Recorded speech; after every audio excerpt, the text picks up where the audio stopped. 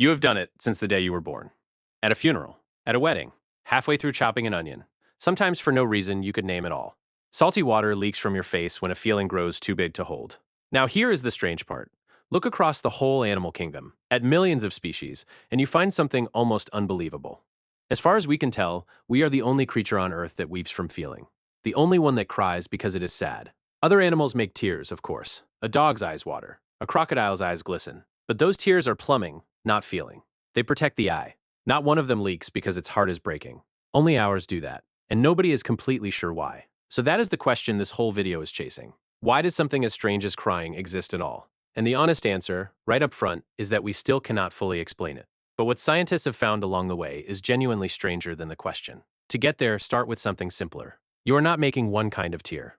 You are making three. And they are not the same fluid at all. They come for different reasons, and one of them, the third one, is the mystery we are really here for. The first kind you never notice. They are called basal tears, a thin, constant film washing over your eyes every second of every day. They keep the surface smooth, clean, and wet, so it does not dry out. Blink, and you have just spread a fresh layer. The second kind is your eye's emergency response. Reflex tears. When something gets in, dust, smoke, a stray eyelash, the eye floods to flush the intruder out. It is a reflex, pure and automatic, and the perfect example is sitting on your kitchen counter.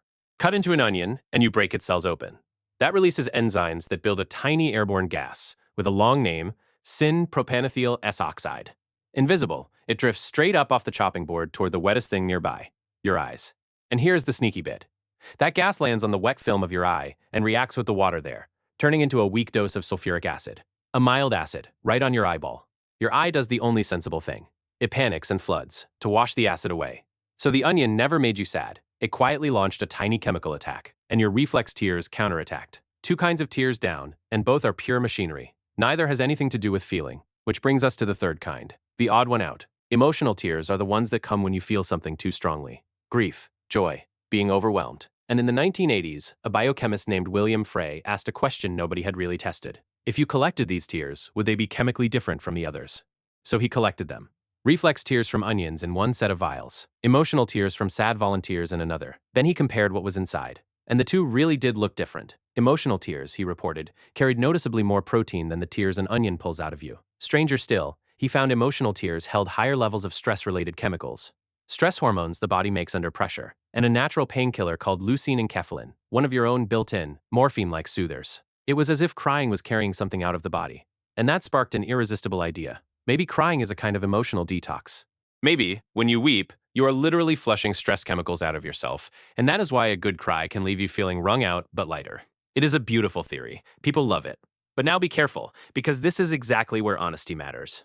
That detox theory is popular, not proven. Frey's tear findings have never been reliably repeated. Researchers tried and could not confirm them, so treat it as a fascinating hypothesis, not a settled fact. Many scientists simply do not buy it. So if we cannot say for sure that crying detoxes you, the deeper question stands wide open. Why do we do it at all? Why did we, alone among animals, evolve to leak salt water from feeling? Scientists have three leading ideas. They overlap, and none is the whole story. The first idea may be the most powerful. Crying is a signal.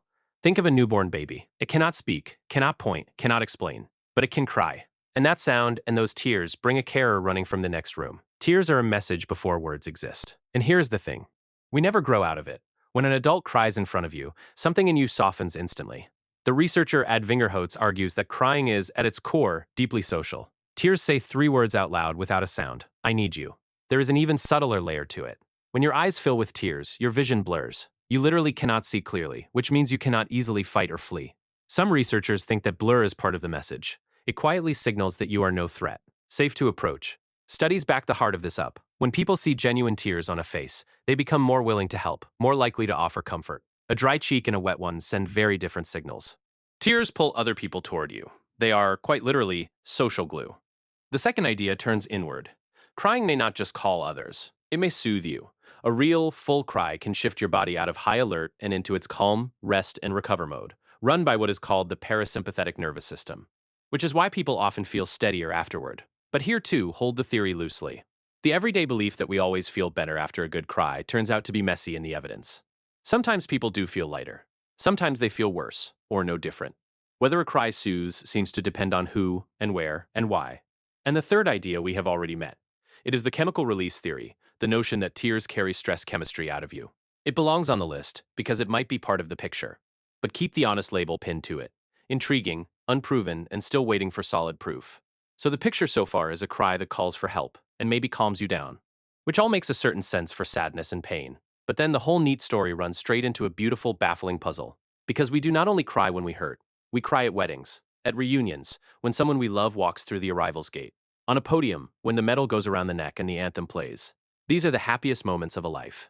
And there we are, faces wet, completely overwhelmed. Why on earth would joy make you weep?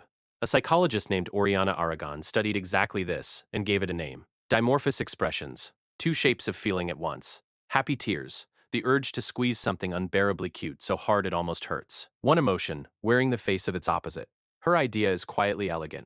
When a feeling swells so big it threatens to overwhelm you, the brain reaches for the opposite expression to pull you back toward the middle. The joy is almost too much, so a few tears leak out to steady the ship. Crying, here, is balance. And her work found something more. People who cry at joyful moments seem to recover their composure faster afterward. The happy tears are not a glitch in the system. They may be the system working, the mind reaching for its own break before the feeling carries it away. Once you see crying as this social, self-steadying thing, a few everyday mysteries suddenly make sense. Like why crying is contagious, why one person breaking down at a table can set off everyone around them. That is not weakness. That is empathy, doing its job. When you see someone you care about cry, your brain quietly runs their feeling inside your own head. You feel an echo of it. And because tears are such an honest, hard-to-fake signal, that echo hits hard. Their grief becomes, for a moment, a little bit yours. It even explains that strange ache just before you cry. The lump in the throat. When strong emotion hits, your body braces as if for effort, and the muscles at the back of your throat tighten. You try to swallow it down, and for a second it feels like a stone is lodged there. And it explains why we are not all the same. Some people cry easily. Others almost never do. A lot of that is simply the body. Hormones shape how readily the tears come, which is part of why crying often shifts across a life and differs between people. It is wiring, not virtue. But biology is only half of it. The other half is the world you grew up in. Some cultures treat tears as natural and welcome. Others teach, especially to boys, that crying is something to hide. So how much you cry is part body, part upbringing, and neither part is a flaw. So step back and look at what we actually have. 3 kinds of tears. 2 of them, plain machinery, keeping the eye alive and washing out onions. And one of them, unique to us, that leaks out of pure feeling, and that we still cannot fully explain after all these years of trying. What we can say is that this odd human habit does not look like a breakdown. It looks like it is doing something. It calls other people to your side. It may steady you from the inside, and it might carry a little of the storm out of you as it goes. Think about that for a second. The thing we are most tempted to hide, the wet face, the cracked voice, the lump in the throat, may be one of the most social things we do. A cry is not you failing to cope. It is you reaching out in the oldest language we have. So the next time your eyes fill, at a wedding, at a graveside, or over nothing you can name, remember what you are actually doing. You are doing the one thing, as far as we know, that no other animal on this planet can do. Weeping from the heart. It can feel like falling apart, but it may be closer to the opposite. A signal, a release, a bridge thrown out to the people around you. We are the only creatures on Earth who weep from feeling, and we still cannot fully say why. Only that it seems to be less a breakdown and more a kind of connection.